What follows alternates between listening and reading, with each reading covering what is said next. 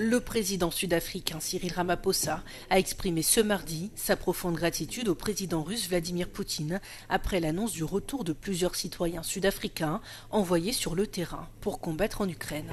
Selon le gouvernement sud-africain, 11 des 17 hommes qui avaient été enrôlés pour combattre dans le camp de la Russie devraient bientôt rentrer chez eux. 4 autres ressortissants ont pu rejoindre l'Afrique du Sud la semaine dernière. 2 autres hommes se trouvent encore en Russie, dont l'un hospitalisé à Moscou, a précisé la présidence sud-africaine dans un communiqué. Les autorités affirment que ces hommes avaient été dupés par des promesses d'emploi et ne savaient pas qu'ils allaient être embarqués sur le front.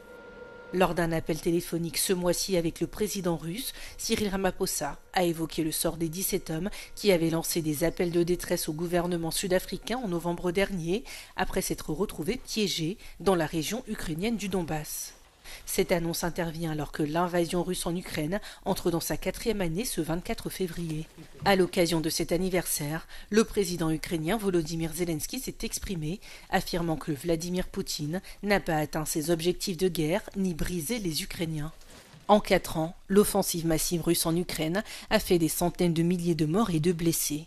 De nombreuses villes ont été détruites, ainsi que des infrastructures essentielles telles que des hôpitaux et des écoles. Actuellement, 20% du territoire ukrainien est occupé.